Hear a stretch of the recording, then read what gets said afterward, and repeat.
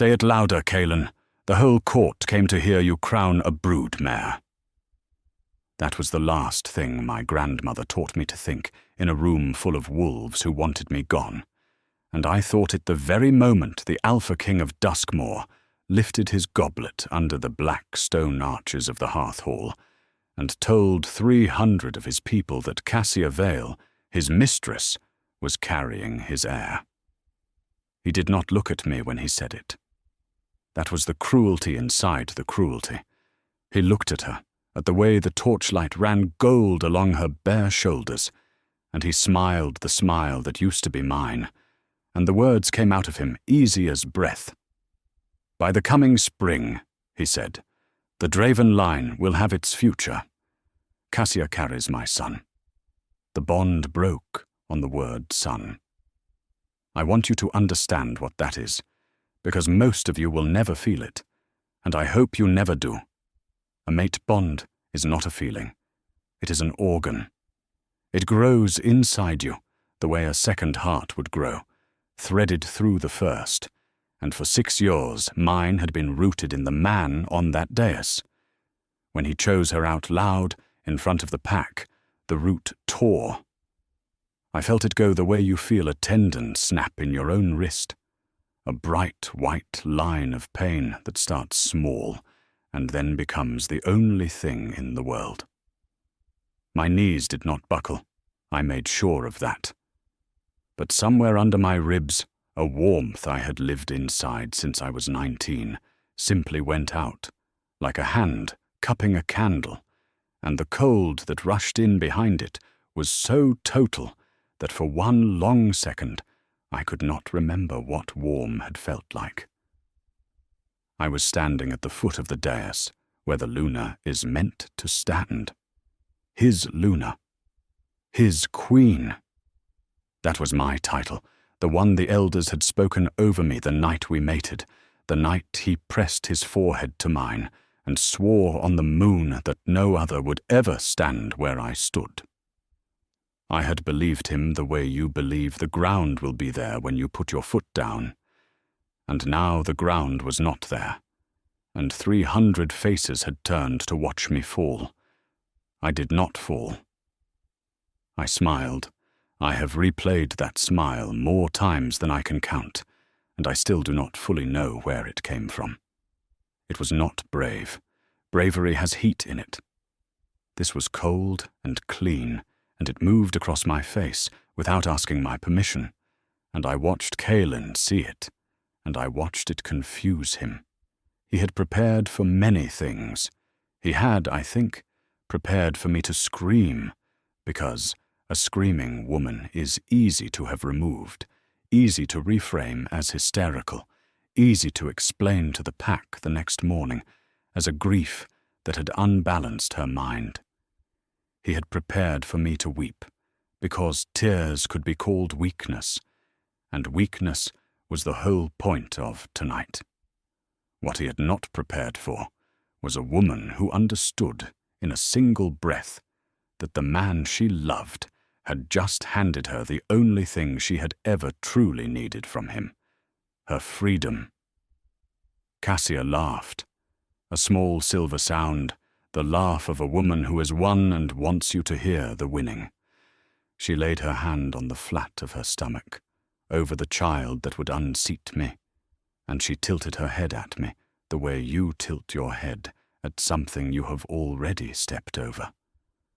"Don't look so wounded, Merrin," she said, and her voice carried, because she had learned to throw her voice in this hall from watching me do it.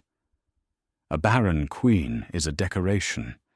He simply chose a wife who could give him more than embroidery and pretty speeches. Barren. There it was. The knife under the knife, under the knife. For 4 years the court had whispered it, that the Luna's womb was empty, that the Draven line would die in her, and Kaelin had let them whisper, because it protected him from the harder truth, which was that the fault had never been mine at all. I knew that. A healer far from Duskmoor had told me that in a quiet room 2 winters ago had shown me the cold arithmetic of it in his own careful hand, and I had folded that paper very small and told no one, and carried it against my skin ever since. But tonight was not the night for that paper. Tonight the paper was a seed, and seeds are planted in the dark. So I let the word barren land. I let them all watch it land. And then I unclasped the luna's pendant from around my throat, the black moonstone the size of a thumbnail that every luna of Duskmoor for 9 generations had worn against her pulse, and I set it down on the edge of the dais, on the cold stone, without ceremony, the way you set down a cup you are finished with. "Then you won't be needing the decoration," I said. Kaelin's jaw tightened. I had known that jaw for 6 years. I knew every temperature it had. This was the temperature of a man realizing, 1 heartbeat too late, that a thing he thought was leaving is actually being taken from him. Myron. My name in his mouth. Lo, a command dressed as concern. "Sit down, you're overwrought." "I'm not overwrought," I said. "I'm early." And I turned, and I walked the length of the hearth hall alone, past the elders who would not meet my eyes, and the warriors who had bled beside me, and the servants who loved me and could do nothing, past the great iron doors that had closed on my old life, and I did not look back once, because I already knew exactly what I would be building next, and none of it, not one stone of it, would have his names on it. The corridor outside the hearth hall was colder than the hall, and I let the cold have me for exactly the length of that corridor, and no longer. My hands were shaking. I looked at them the way you look at something that belongs to another woman, and I let them shake, and I counted my own footsteps against the black flagstones, the way my grandmother had taught me to count when the world was ending. 1, 2, 3, 4. Because a woman who is counting is a woman who is still deciding, and a woman who is still deciding has not lost. By the time I reached the servant's stair, my hands were still. I had had 2 years to practice being still. He simply had never noticed me practicing. There is a version of this story where I ran, where I fled into the night in my finery with nothing but grief and a torn bond, and that version would be a tragedy, and I have no interest in tragedies. I didn't run. I climbed the servant's stair to the luna's chambers I would never sleep in again, and I lit a single lamp, and I began, methodically, to leave. I left the gowns. Every one of them had been chosen by his mother's tailors to make me look like a Draven wife, and a Draven wife was a thing I would never be again. So I hung them in their cedar wardrobes as neat as a museum, and I closed the doors on them. I left the jewels, the collars of silver, and the ropes of river pearl, coiled in their velvet trays. I left the rings, both of them, the mating band and the crown ring, and I did not set them on a pillow like a woman in a ballad. I set them in the center of his side of the bed, exactly where his head would lie, so that when he came looking for me in the small hours the way I knew he would, because guilt walks at night, he would have to move them with his own hand before he could rest. What I took would have fit in a saddlebag, and it did. I took the healer's folded paper. I took a bundle of dried herbs that no one in that castle but me knew the true worth of. I took a small iron key that opened nothing in Duskmoor. And I took a leather ledger, worn soft at the corners, that I had been keeping for 3 years in a hollow behind the loose stone of the hearth. And it was that ledger, more than anything else in the world, that was going to remake my life. Let me tell you about the ledger, because a woman does not become dangerous by accident. When I was 22 and newly the Luna of Duskmoor, still soft with love, still certain of my footing, I had been given charge of the kingdom's stores, the grain and the salt, the silver mines at Carnvel, the tolls of the river road, the tithes of the 4 vassal packs. Caelan had handed me the accounts the way a man hands his wife the household budget, expecting embroidery and pretty speeches. He did not know that my grandmother had been a merchant before she was a widow, and that she had put numbers in me the way other grandmothers put prayers. So while Duskmoor thought its Luna was arranging feasts, its Luna was learning exactly where every coin in the realm came from, and exactly where it went. And somewhere in the 3rd year, sitting up past midnight over columns that would not reconcile, I found the wound. Duskmoor was bleeding silver. Not to war, not to famine, to a single vassal contract, signed in Caelan's own impatient hand the year before I arrived, that pledged a fixed tribute of ore from the Carnvel mines to the Nightreach, the grey pack that held the mountain passes to the north. The contract had seemed generous to the Nightreach's Alpha, a warlord named Corvin Slade, and Caelan had signed it for peace, and then he had forgotten it, the way powerful men forget the paper that binds them. But I had not forgotten it, because I had read it all the way to the last clause, the one the scribes buried, the one that said the tribute would compound, year upon year, until the debt was met, and the debt, by a trick of the arithmetic, could never be met, because it grew faster than the mines could dig. In 9 years, by my count, the compounding would swallow Carnvel whole. In 11, it would swallow the throne. Corvin Slade knew this. Corvin Slade had always known this. The contract was not a peace, it was a snare with a long fuse, and Caelan had lit it himself and gone to bed. I had meant to tell him. That is the part that still sits strangely in me, even now. For a whole winter, I had meant to walk into his study with the ledger and save us both, save the realm, be the Luna he swore I was. And then that winter, he began to smell of her, of Cassia Vale, of the cedar and cold iron that clung to her, and the softness in me learned, slowly, to keep its own counsel. A woman who is being replaced learns to hold her cards. So I copied the true numbers into my worn ledger, and I hid the ledger behind the hearthstone, and I said nothing, and I waited, not knowing what I was waiting for. I know now. I was waiting for tonight. I was waiting to be free enough to use it. There was a knock at the servant's door, soft, 3 taps and a pause and 1, and my chest tightened before my mind caught up, because that was Bram's knock, and Bram was the only creature left in that castle I would grieve to leave. He was 70 that year, the old healer of Duskmoor, and he had midwifed half the pack and buried the other half, and he had been kind to me on the first day I ever set foot in the hearth hall, when I was a frightened girl of 19, and everyone else had looked at me like a bargain the Alpha had struck. He came in without waiting, and he was carrying, of all things, my travelling cloak, the plain grey one, not the white Luna's cloak, and a purse that clinked, and his old face was set in a way I had never seen it. "You heard," I said. "The whole moor heard." He set the cloak on the bed, well clear of the rings, as if he understood exactly what I had done and did not want to disturb it. "That purse is my own. Don't argue with an old man about his own money.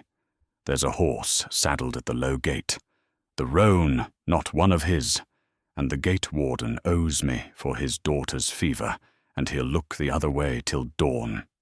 He caught my hands, and his were dry and warm and shaking a little, the way mine had shaken in the corridor. "I always knew, girl, what you were. He married a queen and thought he'd bought a wife. Go be a queen somewhere that deserves one. I have been given a great many gifts in my life, some of them dazzling, most of them made of silver.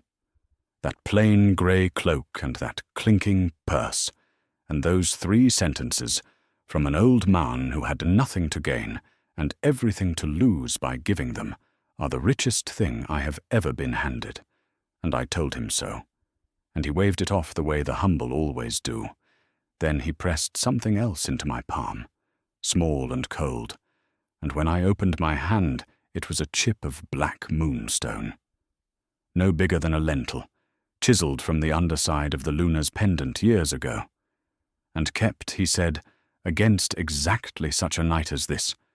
Proof, if I ever needed it, of what I had truly been, in case the world I was walking into ever asked me to prove it. Then I put on the grey cloak, and I went down the servants' stair, and I didn't go to the low gate. I went first to the muniment room. The muniment room of Duskmoor is where the realm keeps its paper, its charters and contracts and the great sealed ledgers of state, and I had the run of it, because I was the Luna, and the Luna keeps the accounts, and nobody had thought to take that right away from me yet, because nobody had imagined I would be gone before the right could be taken.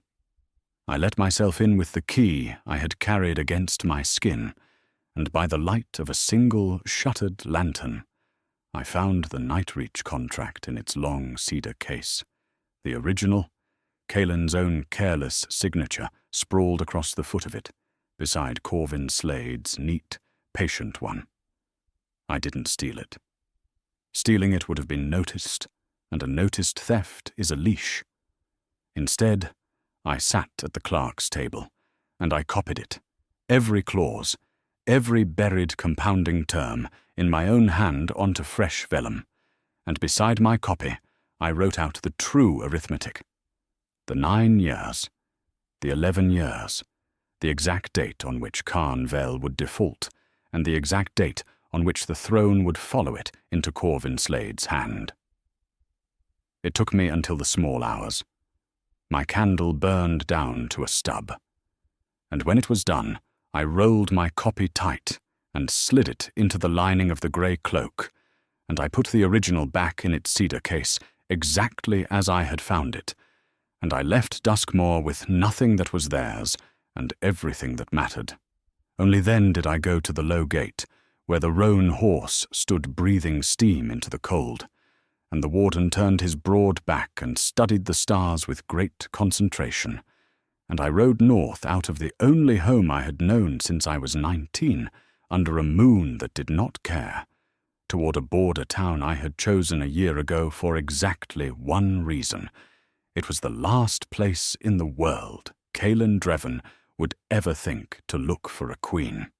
The town was called Hollowmere, and it clung to the grey shoulder of the northern hills, where 3 kingdoms bled into one another, and none of them fully claimed it, and that was the whole of its usefulness to me. In Hollowmere, a woman with no name and a plain grey cloak was not a scandal or a symbol. She was simply another traveller come down off the moor road, and the innkeeper who took my last but 1 coin did not ask where I had been, only whether I would want the fire banked or blazing. And I said banked, because I had spent quite enough of my life sitting near flames that belonged to other people. I want to be honest with you about the first weeks, because the stories that skip the first weeks are lying to you, and I have decided to stop lying, even to strangers, even to myself. The first weeks were not a triumph. The first weeks were a woman waking at the 3rd hour of every night, reaching across an empty bed for a bond that was no longer there, closing her hand on cold air, and remembering, in the space of one indrawn breath, everything. The severed bond does not simply vanish. It aches the way a lost limb aches. The mind keeps sending love down a road that has been washed away, and the love comes back to you unspent, and there is nowhere to put it.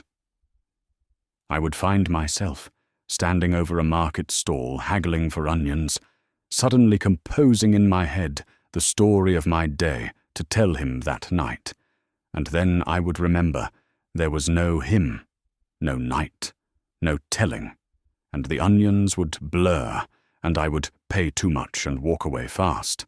Grief is not dignified. I did it in alleys. I did it into the mane of a borrowed horse. And then, each morning, I got up and I chose the work over the wound, because the wound would take whatever you gave it and stay exactly the same size, and the work would grow. The work was medicine. I have not told you the truest thing about myself yet, because in Duskmoor it was the thing I was most trained to hide.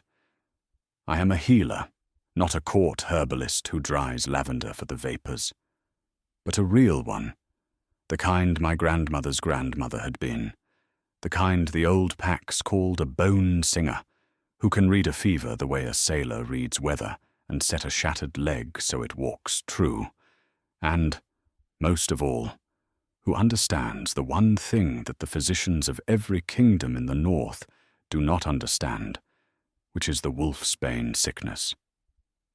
You will know it if you know the wolves at all. It is the wasting that comes on our kind when silver enters the blood and will not leave. A slow poison, a killer of warriors. Incurable, they all say. Incurable. It is not incurable.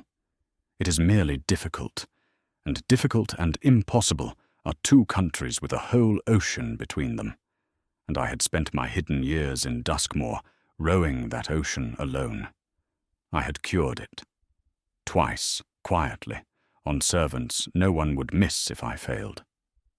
I had never dared cure it loudly, because a Luna with too much power of her own is a Luna a king begins to fear. But I was no one's Luna now. So in Hollowmere I hung out a plain sign that said, "Only physic," and I took the cases no one else would take. The miners coughing black, the trapper whose hand had gone to rot, the child no one expected to see the spring, and I was good. And being good, it turns out, travels faster than any name. By the second month there was a line at my door before the sun cleared the hills. By the third, a mine captain from 2 valleys over rode in with his youngest brother across his saddle, grey-lipped and shaking with the wolfsbane wasting.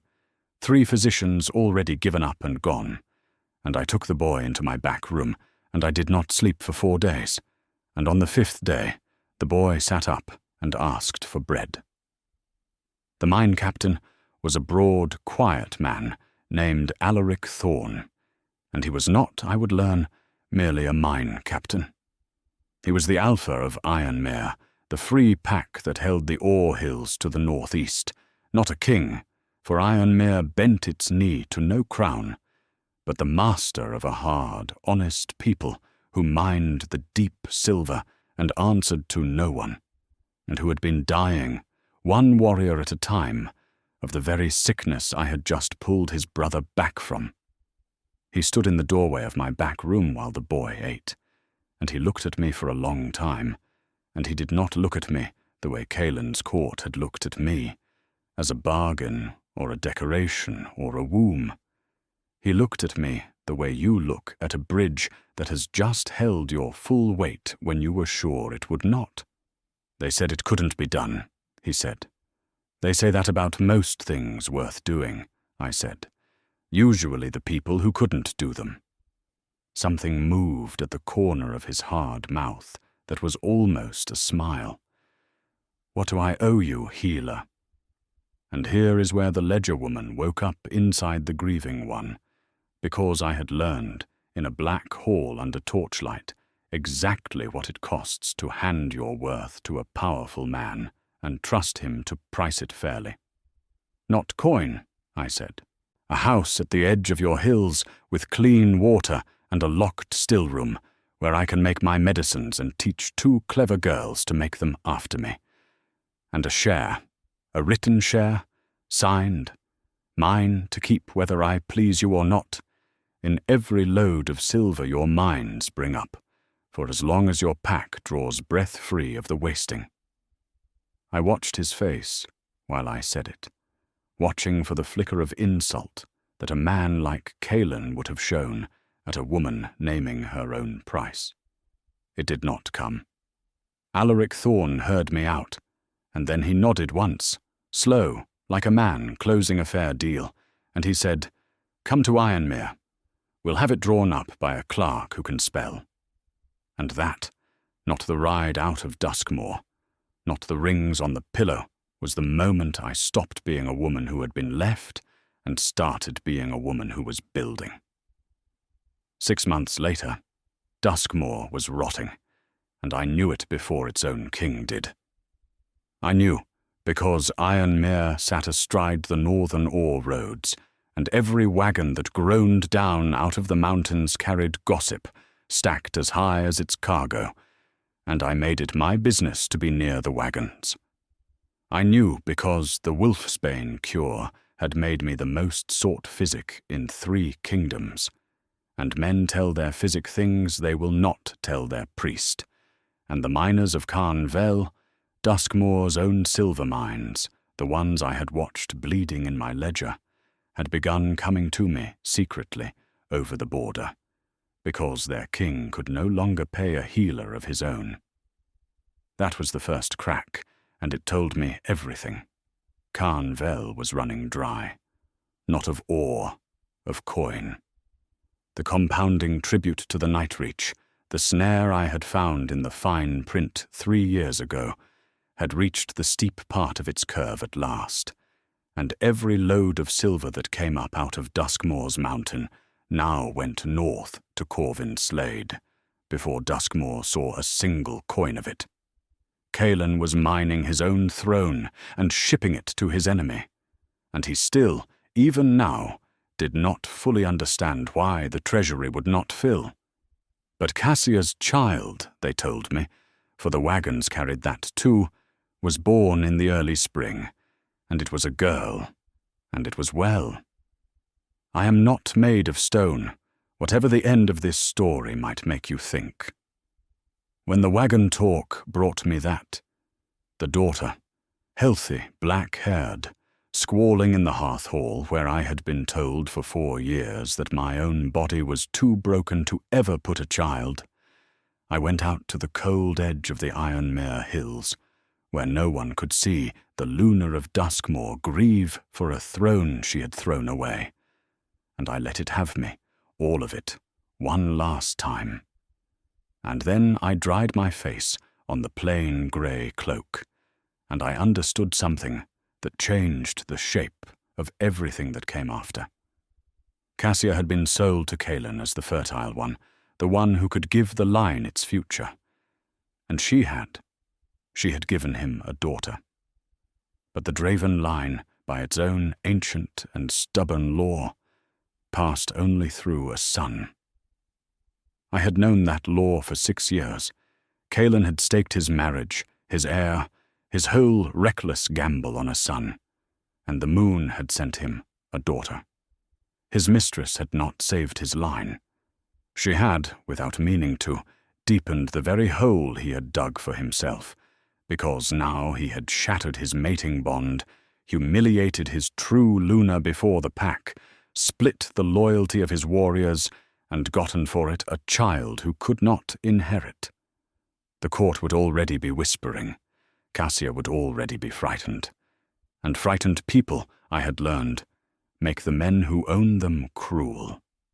Alaric found me at the cliff's edge as the light went. He did not ask what was wrong. He had learned in 6 months that I would tell him or I would not, and that either way I did not want handling.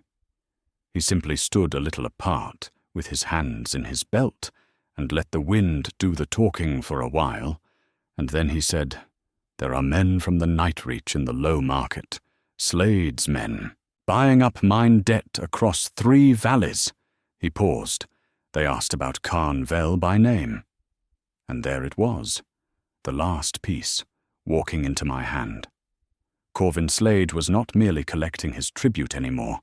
He was buying up every debt in the north, positioning himself to call them all in at once. And Carnvel, Duskmoor's throat, was the debt he wanted most. The snare was closing, and Caelan Draven, blind, betrayed, alone, had perhaps a season before a warlord he had signed a treaty with, in a careless hour walked into the hearth-hall and took the crown off his head by the pure, cold force of arithmetic. And I was the only living soul outside the Night-Reach who understood the whole of it, because I was the only one who had ever read the contract to the end. I could have let it happen. Understand that I truly considered it. There is a version of me, and she is not a monster, only a wounded woman who stood on that cliff and thought, let it come. Let Slade have him. Let the man who called me Baron before 300 wolves lose the throne he chose her to secure, and let me watch from a warm house in the free hills, with a signed share of honest silver in my hand. It would have been justice of a kind. It would have been the cheap kind, and my grandmother, who taught me to count, also taught me the difference between the revenge that empties you and the revenge that crowns you, and I could hear her, on that cliff, as clear as the wind. Any fool can watch a house burn, she used to say. It takes a builder to own the ashes. I did not want to watch Duskmoor burn. I wanted to own it, not the throne.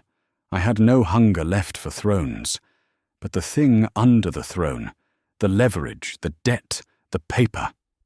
I wanted Caelan Draven to be saved, and to know, to his marrow, exactly who had saved him, and to know that he could not command her, could not marry her, could not put her back in a white cloak at the foot of his dais, because she had risen so far beyond his reach that his salvation was now a thing she chose to grant or withhold, like a queen granting an audience.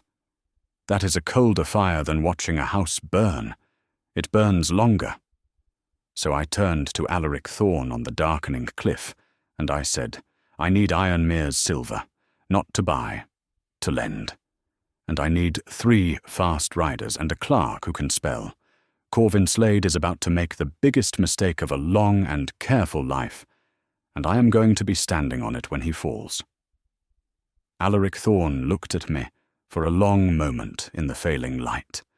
He was a man who had built a free pack out of a hard mountain and owed no crown a bent knee. And he had every reason to keep Ironmere's silver in Ironmere, and let the southern kingdoms strangle each other with their own greed.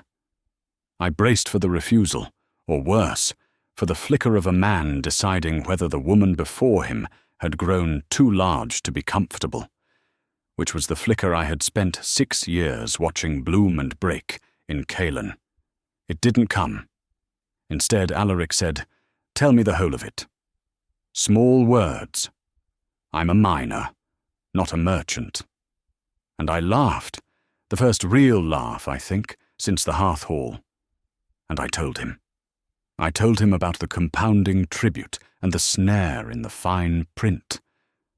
I told him how Corvin Slade had spent a decade buying up the debt of every small pack and mine in the north, patient as a glacier, so that when the day came, he could call them all in at once and own the mountains from Carnvel to the sea without lifting a sword. I told him that Slade's whole strategy rested on one hidden assumption, that no one but Slade understood the true arithmetic, that his victims would each drown alone, in the dark, not knowing the others were drowning too. He wins, I said, because everyone he preys on thinks they're the only one bleeding. The moment the bleeding packs realize they're all bleeding from the same wound, they stop being debtors. They become a market, and a market can be organized, and whoever organizes it holds every debt Slade thought he held. Alaric was quiet for a while. Then he said, you want to buy Slade's debts out from under him. I want to buy them together, I said. Ironmere's silver, lent at fair terms to every pack Slade has snared, so they can clear their debts to the Night-Reach and owe them instead to a common fund.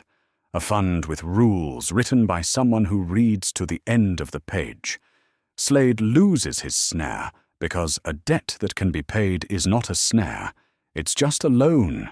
The packs lose their fear, and the fund holds the paper on half the north, honestly, in the open, at rates a miner can actually meet. I let that settle. And Duskmoor's debt, Carn Vel, is the largest and the closest to default. Slade wants it most, which means it is the one we buy first, and the one that will bring Caelan Dreven to his knees at the door of a lender he does not yet know, is me. I have watched powerful men hear a plan and reach immediately for the part of it that makes them larger. Alaric reached for the part that made his people safer. "It cures the wasting," he said slowly, "and it breaks the man who's been bleeding the mines. My warriors stop dying of silver, and the free packs stop being owned." He nodded. Once, the deep mountain nod that I had learned was worth more than a southern king's whole speech. "Ironmere's in. Draw it up. Use my clerk, and use my name where a name helps, and hold it back where a woman serves better. You'll know which is which better than I will." That, I think, is the moment I understood the difference between the two men more completely than any grief had taught me. Caelan had handed me the accounts expecting embroidery. Alaric handed me his pack's whole future because he had watched me pull his brother back from the grave and had done the only arithmetic that mattered to him, that a person who could do that could be trusted with the rest. He respected the work. Caelan had only ever loved the wife, and a man who loves the wife but does not respect the work will trade you the instant a shinier wife walks into the torchlight. I did not love Alaric Thorne. Not then, not for a long time, and he did not court me, not once, in all the months we built the fund together, bent over the same table. But something grew between us anyway, slow as ore, and it was made of respect, and I have come to believe that respect is the only soil in which the other thing can safely root.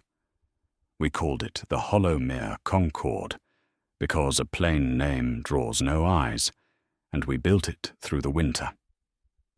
I rode when a physic's face opened a door, and I sent Ironmere's clerks when a clerk's face served better, and one valley at a time the snared packs of the north came in out of the cold. The trick was never the silver.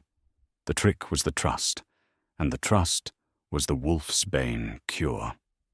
Every pack I approached had watched me pull one of their own back from the wasting, or knew someone who had. And so when a plain-cloaked physic sat down at their alpha's table and unrolled a contract written in words a miner could read, they listened where they would have thrown any southern moneylender off the mountain. By the first thaw, the Concord held the debt of 9 packs, and the 10th, the biggest, the one I had been saving, was Duskmoor, Carn Vel, Caelan's own bleeding throat. I did not buy it in the open. That would have warned Slade, and warning Slade was the one thing I could not afford, because Slade was still the greater danger, the real predator, and Caelan was only the wounded thing thrashing in his snare. Instead, I let Corvin Slade do the last of the work for me, because a patient predator, once he senses the north slipping out of his grasp, stops being patient, and an impatient predator makes the mistake I had been waiting all winter for. He called the debt. Word reached Ironmere in the last week of the thaw, brought by a Carn Vel miner, with frost still in his beard. Corvin Slade had ridden south to Duskmoor, with 40 warriors at his back, and a sheaf of paper in a cedar case, and he had stood in the hearth hall where I once wore the black moonstone, and he had laid the compounding tribute on the table before Caelan Dreven, and named the sum, the true sum, the impossible sum, and he had given the Alpha King of Duskmoor 30 days to pay it in full or forfeit the mines, the vassal charters, and, by a clause even I had underestimated, the throne itself, which the old treaty had made surety against the debt. 40 years Corvin Slade had hunted the north the slow way, and the near loss of it to a lender he could not find had finally cracked his patience, and he had reached for Duskmoor with both hands, because Duskmoor was the keystone, and if he held the keystone, the Concord could not hold the arch. It was a good move. It was nearly a great one. It had exactly one flaw, and the flaw was that the only person alive who could pay Duskmoor's debt in 30 days was a woman Caelan Dreven had called Baron and thrown into the dark, and she had spent that dark building the one fund in the north large enough to clear it. So Caelan sent for a lender. Of course he did. Cornered kings always do. He sent riders in every direction with the same desperate message, that the Alpha King of Duskmoor sought a creditor great enough to buy out the Nightreach tribute and hold the paper himself, on any terms at any rate, and that whoever answered would have the gratitude of a crown. The message was carried, among other places, to the Hollowmere Concord, because by then the Concord was the largest free lender in the north, and no serious creditor could be sought without its name coming up. I read Caelan's message in my own still room, in his own impatient hand, the same hand that had sprawled across the Nightreach contract 6 years ago, the same hand that had lifted a goblet and called Cassia's womb his future. And I sat with it a long time while the fire I had asked to be banked burned low, and I did not gloat, because gloating is a small feeling, and I had grown too large for it. I felt something quieter and far more dangerous. I felt the arithmetic close. I sent back a single line, unsigned, sealed with the plain grey wax of the Concord. The lender will come to Duskmoor on the last day of the term. Prepare the charter. Bring your treasury master and your seal. The lender's terms are not negotiable and will be read aloud, once, in open hall.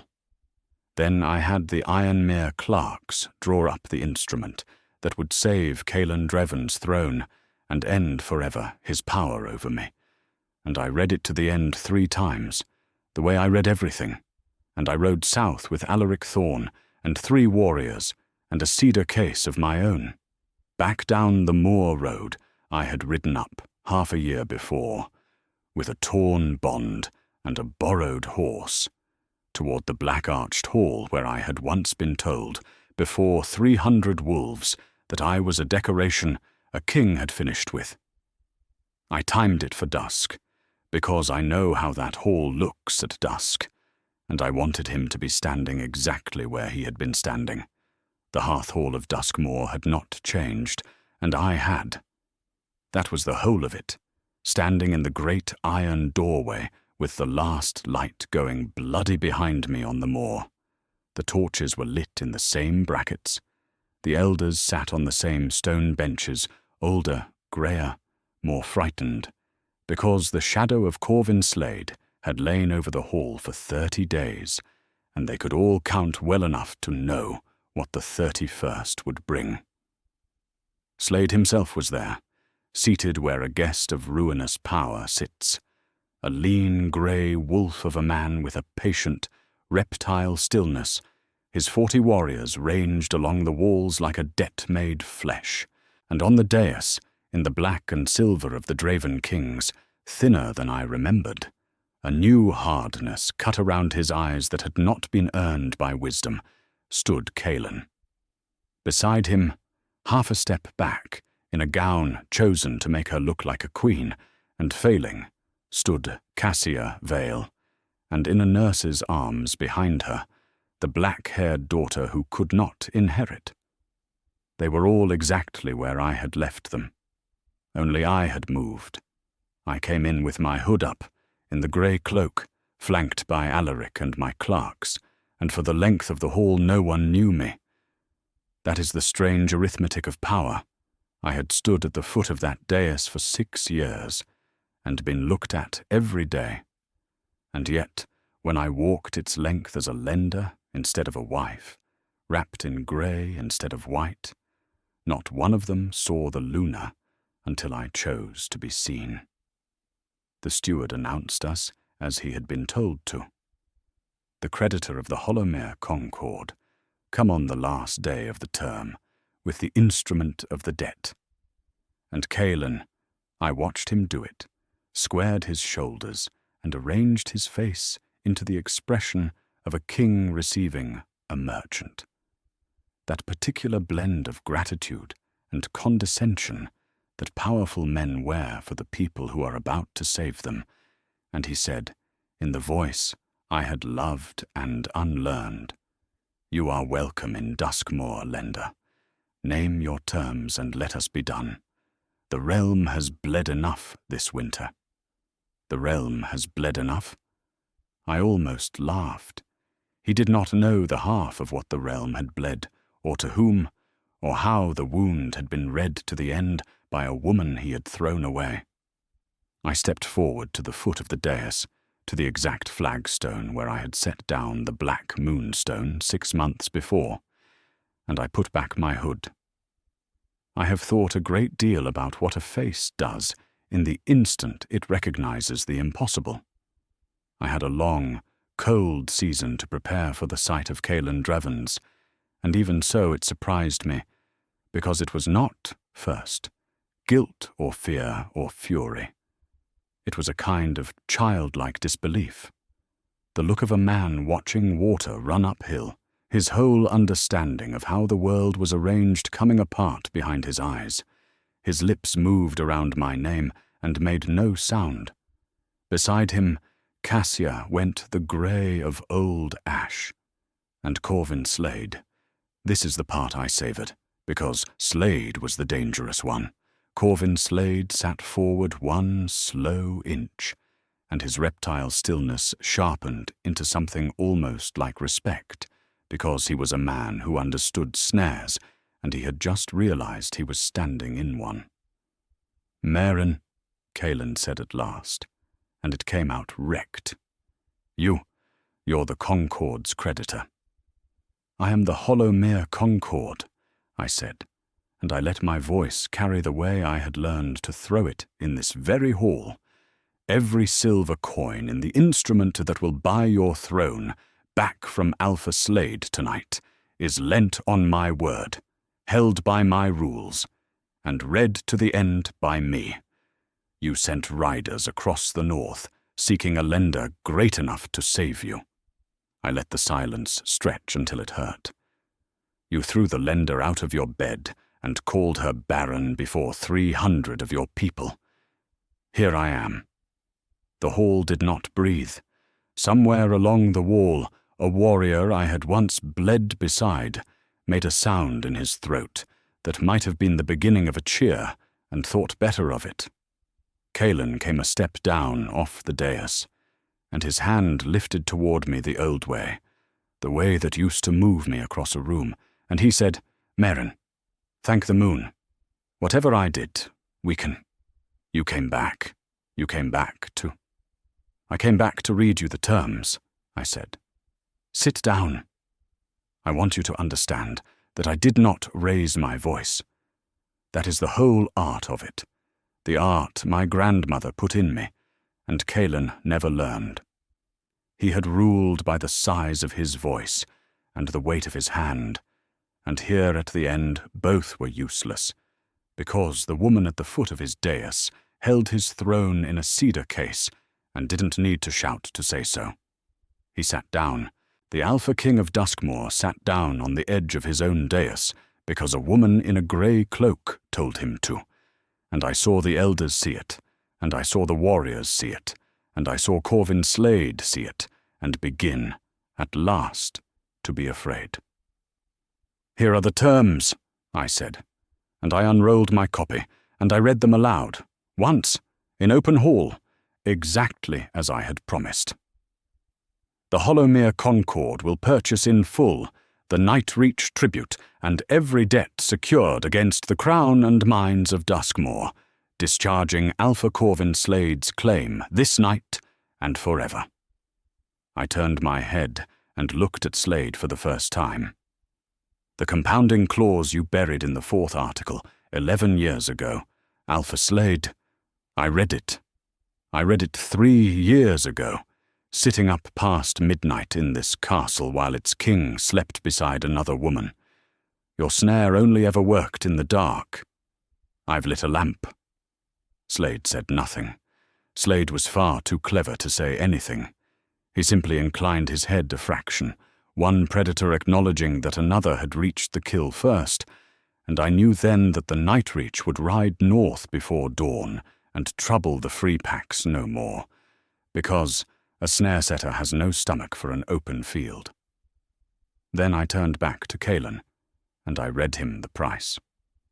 In exchange, I said, Duskmoor's silver, all of it, from Carn Vel to the last river toll, will be pledged to the Concord until the debt is cleared, on terms a miner can meet, published in open hall, overseen by a factor of my choosing, who will sit in this castle and read every account to the end.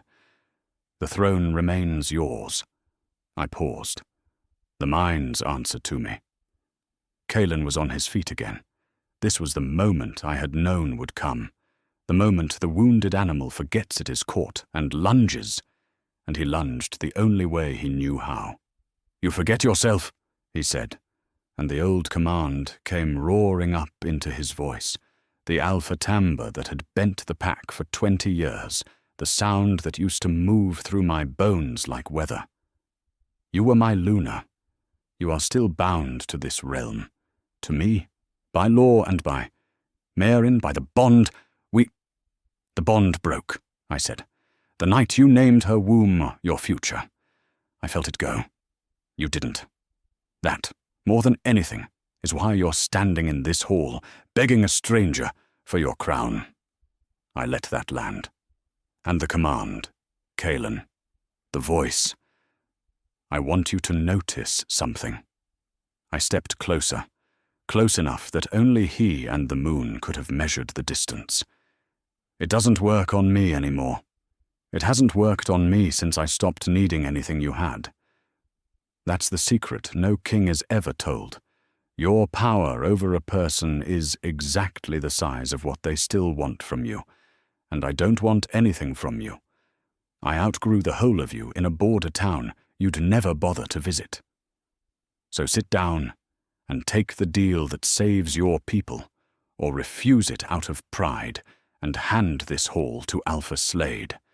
And let the last thing your pack remembers of you be that a woman offered you your kingdom back, and you were too small to take it from her hand. He sat down. Cassia broke then. I had almost forgotten her, standing half a step back on the dais she had been sold to fill, and she broke the way the hollow always break, loudly, reaching for the last leverage she had ever been given. Her word means nothing, she cried to the hall. She's a spurned wife, playing at commerce. She'll ruin you all to spite him.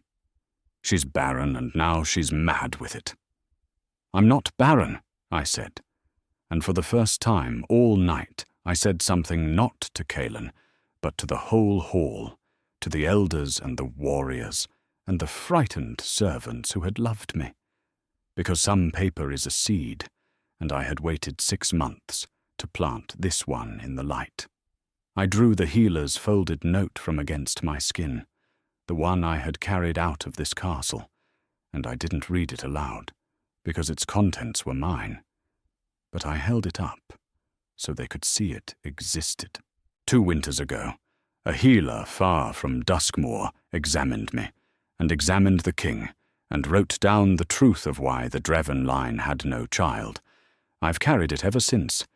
It does not say the fault was in me. I let the silence do the arithmetic for them. Cassia's daughter, black-haired, healthy, a girl who could not inherit, and a king who had called his true mate barren rather than face what the paper said. I never showed it I said, because in this hall, the truth was more dangerous to me than the lie. I'm no longer in this hall. I'm merely visiting. I looked at Cassia, and I felt, of all the things I might have felt, a thin, clean pity. He didn't choose you because you could give him a future. He chose you because you were easier to believe than the mirror. You were never the prize, Cassia. You were the excuse. She had no walk-away in her. That was the difference between us in the end. And it had always been the difference. I had built a self that could stand when the bond broke, and she had built nothing but a place beside a powerful man. And when the man's power turned to smoke, there was nothing under her feet.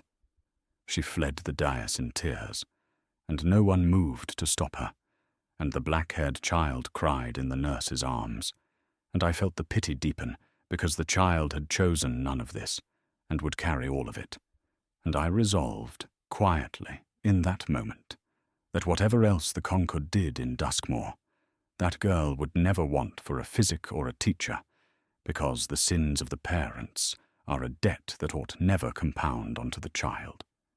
Some clauses you refuse to enforce.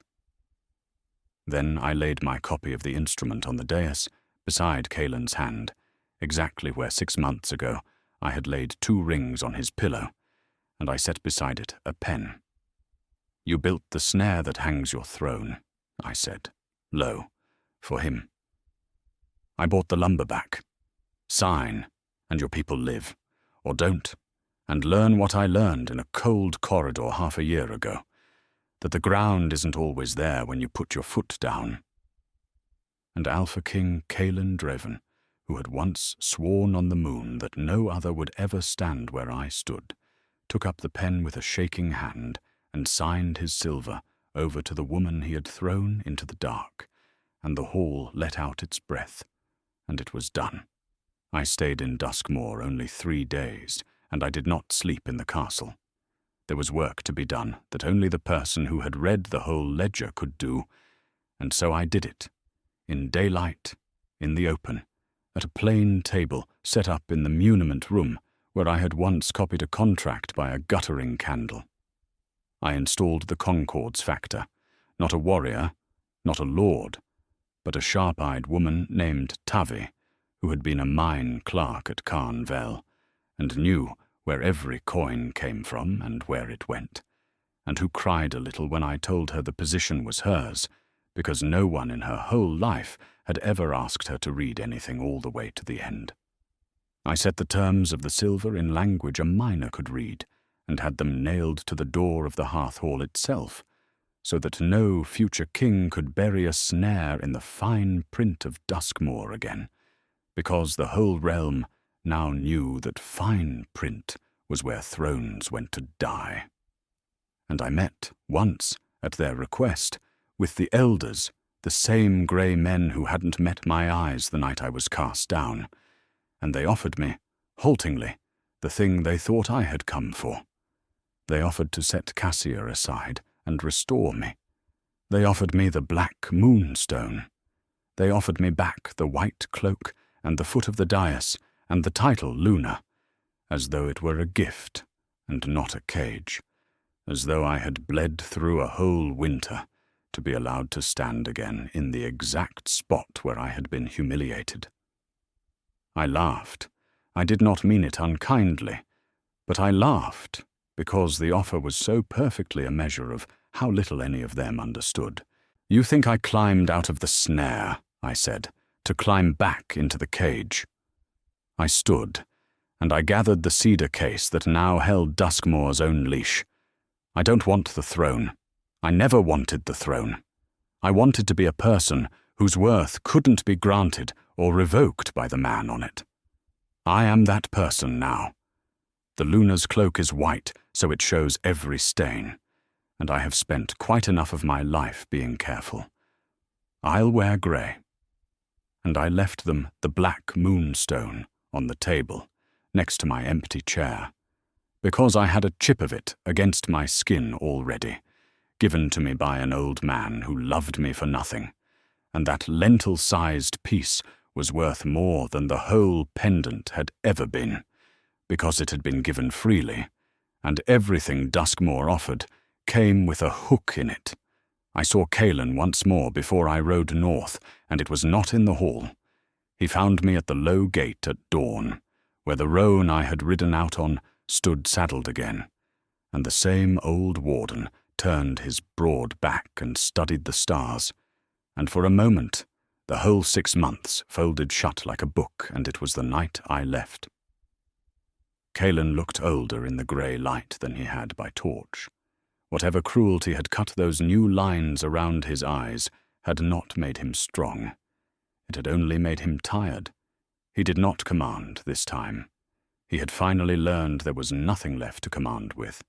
He said simply, "Was there a moment, at the end, in the hall, when you read the paper, was there a moment you thought about letting it burn? Letting Slade have me?" "Yes," I said, because I had stopped lying, even to him. "Why didn't you?" And I gave him the truest answer I had, which was not mercy, though it looked like mercy from the outside. "Because letting it burn would have meant I still lived in your story," I said. "A woman who ruins the man who wronged her is still a woman defined by the man who wronged her. I didn't want to be your ending. I wanted to be my own beginning. Saving Duskmore cost me nothing I valued and bought me the one thing I couldn't buy any other way. A version of this night where I walk out that gate and never think of you again, because there's nothing left between us to think about. The debt's paid. Both debts." I swung up onto the roan. "Take care of the girl, Caelan. She didn't choose you either. Give her better than you gave me. Give her a father who respects what she builds, not just a man who loves her when she's convenient. It's the only thing that ever mattered, and you had it, and you traded it for an excuse." Then I rode north out of Duskmore for the second and last time, into a morning that was, at last, only a morning, and behind me the black-arched hall grew small, and then was gone, and I did not smile the cold smile this time, because I had no more use for it. I smiled the other kind, the warm kind, the scarce kind, because up the moor road, at the crest where Ironmere's hills began, Alaric Thorne was waiting with 3 warriors and a flask of something hot, not because I needed rescuing, but because he had said he would ride the last stretch with me. And he had, and a man who does the thing he says he'll do at dawn on a cold road is a rarer treasure than any throne. We did not speak of thrones. We spoke of the still room I was building, and the 2 clever girls I was teaching to sing the wasting out of the blood, and the 9th pack that wanted to join the Concord, and the child at Carnvel whose fever had broken, and somewhere in the ordinary warmth of all that talk, the phantom ache under my ribs, the one that had reached for a broken bond at the 3rd hour of every night for half a year, finally went quiet, not because it was healed, but because I had, at last, filled the space around it with a life too full for grief to echo in. That winter, the Hollowmere Concord grew until it held the paper on half the north, and not one clause of it was buried where a miner couldn't find it. The wasting sickness stopped emptying the free packs 1 warrior at a time, because I taught the cure until it was no longer mine, alone but ours, written plain, given away, the way the only things worth keeping are the things you refuse to hoard. Tavi ran Duskmore's accounts so well that within 2 years the mines answered to no debt at all, and I released the leash the day the last coin cleared, because a snare you refuse to spring is the only kind that ever proves you've grown past needing it. And Alaric, I told you I didn't love him then, and that respect is the soil the other thing roots in, and I will tell you now that it rooted, slow as ore, exactly as I'd hoped, and never dared. We were mated under the Ironmere Hills 3 springs after I rode out of that black-arched hall, not because a bond chose us, but because we chose it, over a table, reading the terms of each other all the way to the end and signing anyway. There was no dais. I wore grey. And when the moon, in its own indifferent time, gave us a son, the child a whole hall had sworn my body could never carry, I did not send word south. Caelan learned it the way he learned everything now, late, from a wagon. So here is the thing my grandmother put in me, and the thing I am putting in you, whoever you are, listening at the 3rd hour of your own hard night. Your power over anyone is exactly the size of what you still want from them. Stop wanting what the wrong people are withholding, and watch how fast the whole architecture of your smallness comes down. They can call you barren. They can call you finished. Let them. Set the pendant down, pick up the ledger, and go build something with your name nowhere on it, and your worth written all the way to the end. They wanted a broodmare. They got a queen. Just not theirs.